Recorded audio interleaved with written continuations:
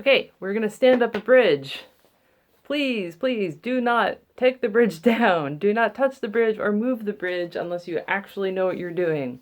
It's very easy to cause tremendous damage to a violin by messing with a bridge if you don't know how. You should not attempt to stand up a bridge if you hear something rattling inside the violin. If there's something rattling, that most likely means that the sound post, which is a wooden dowel that is on this side, on the E string side, the wooden dowel will have fallen down.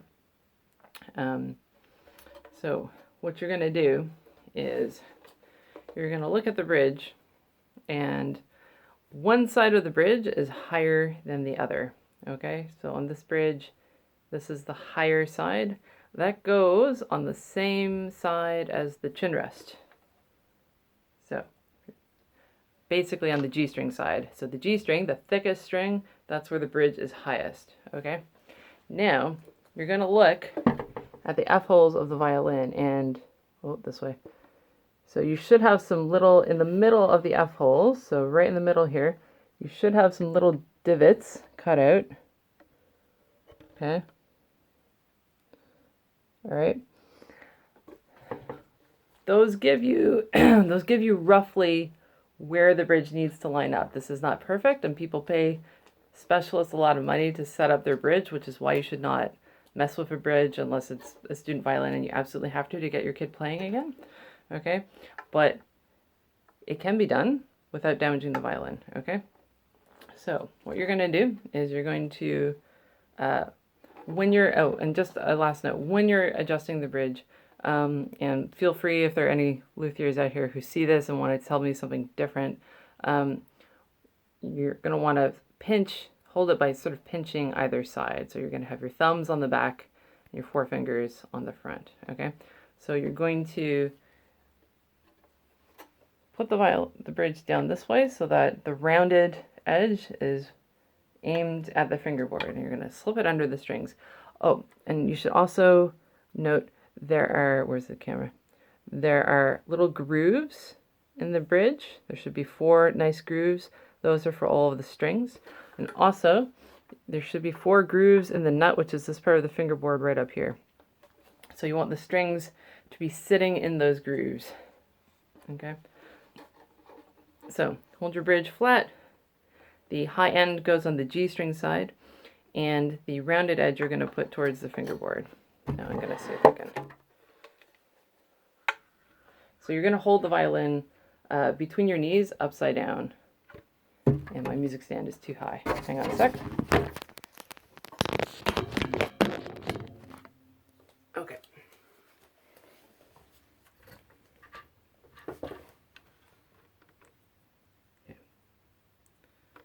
So I'm going to put it under here. Okay, and then you're just going to make sure to stand it up. Now, you shouldn't have the strings very tight. They should be lifting up pretty easily. You might have, this violin has a sleeve on the E string that's going to sit on the bridge. So I'm going to pull the sleeve. See, I've got this little tube on the E string. I'm going to sit that on the bridge where the groove is. That sleeve is just to keep the string from cutting into the bridge too much, making the groove too deep. Okay, so I'm going to make sure that the bridge is straight horizontally, and we want to make sure that the bridge is also sitting at 90 degrees. Okay, so let's see if I can fit it amongst the coffee mugs. Okay, so you're looking for roughly as close to a 90-degree angle as possible on the back side. I think the front tends to be a bit more curved. It certainly seems to be on this bridge. The back side is going to be more flat. So on the side closest to the tailpiece, if you're not backwards, should be having a 90-degree angle with the bottom of the violin. The other thing you can look for is the bridge. If it's a well-fitted bridge to begin with, if you do get it in the right spot, the feet are going to be fit exactly to the belly of the violin so that there's no black space under there. It should be totally closed, so you shouldn't have any gaps under there. If it's a poorly fit bridge, do your best, but what you want is there to be no excess space underneath the bridge, okay? So that's how you stand up the bridge. Now, you're gonna have to tune it up after this, and when you tune the instrument, you're gonna be tightening the strings, which is gonna pull the bridge towards the fingerboard. It's gonna make the bridge, which is flat, it's gonna make the bridge go this way, right? So you're probably gonna have to straighten the bridge as you go along. Tune the strings one by one. As far as I know, it makes no difference what order you go in, maybe left to right. So I would tune the E string last because that's always the most sensitive. So there's a G. Now I just heard a creak, so that means that my bridge moved, so I'm going to check. Looks like it's still 90 degrees. It's gone a little bit crooked, so I'm going to use that pinching grip to just wiggle it a little bit. Okay, actually it doesn't look straight at all. It does not look straight at all. Can you see what's wrong with this? So the strings should be even down the fingerboard. So you see how the E string is going almost to the edge of the fingerboard, so I can see that I don't have the bridge straight. So I'm going to have to adjust it again. We want kind of even space on both this side and on this side. So I'm going to wiggle my bridge around so that the strings line up a little bit better.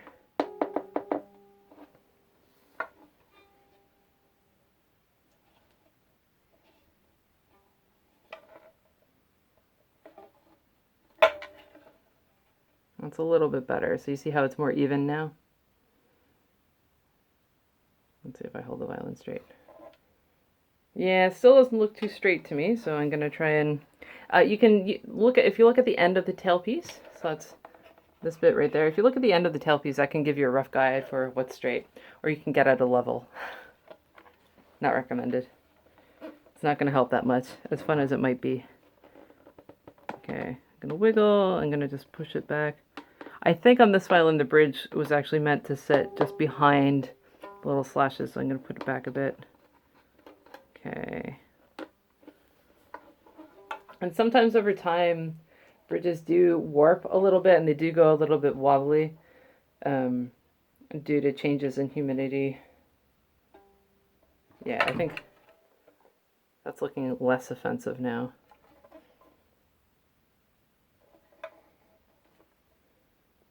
And you'll notice I'm not using my violin to do this. I'm using a student violin to do this. I would try to avoid standing up my own bridge on my violin if I possibly could.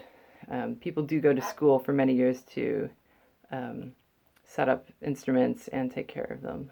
So really, given that we're all sort of having to do things we wouldn't normally do in these times, I thought I would show you how, because sometimes cases get dropped. This is one of the reasons why it's so important to not jostle or bang the violin, because sometimes just, even if it's in the case, a child putting a case down very heavily, it can be enough to knock the bridge out. And remember, don't stand up the bridge if there's a sound post wobbling or rattling around inside of the violin, because that could risk caving in the violin, right, and causing a crack that would damage it irreparably.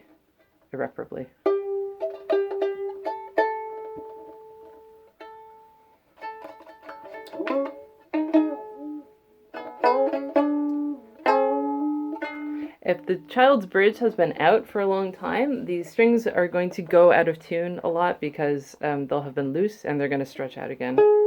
So this, even though this has only been loose for a couple of minutes, it's already needing to stretch a bit.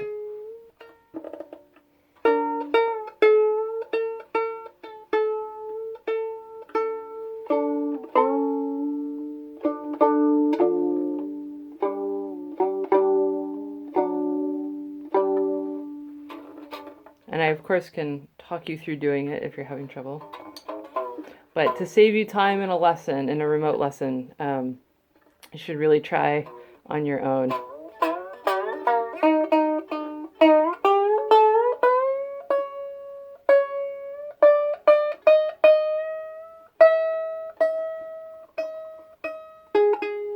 That's gone flat.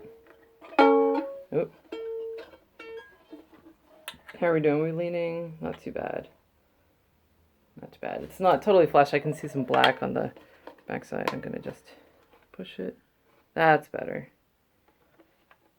I might have actually put this back a bit too far. I reckon I did. That's okay though.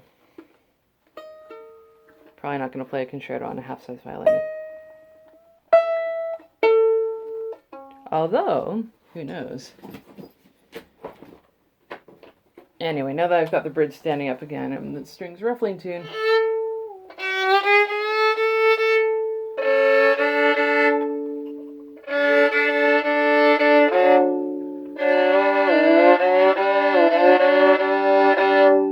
anyway, if you stand up the bridge, if you get it done, you should feel really good about yourself because it's very, very hard to do. And don't drop the violin. This is also what happens.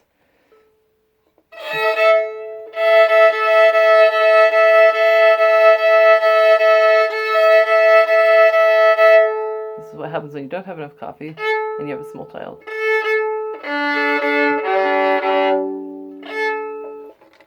Yeah, my A fine tuner doesn't have any room in it. I'm gonna loosen it and do the peg again.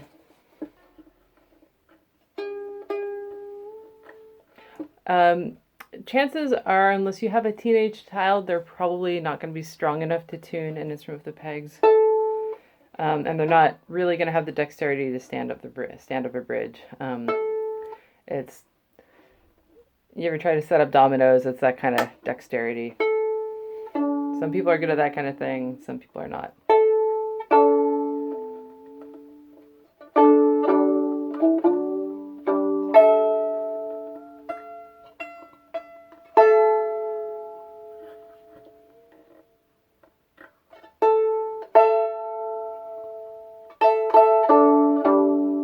Okay, roughly there.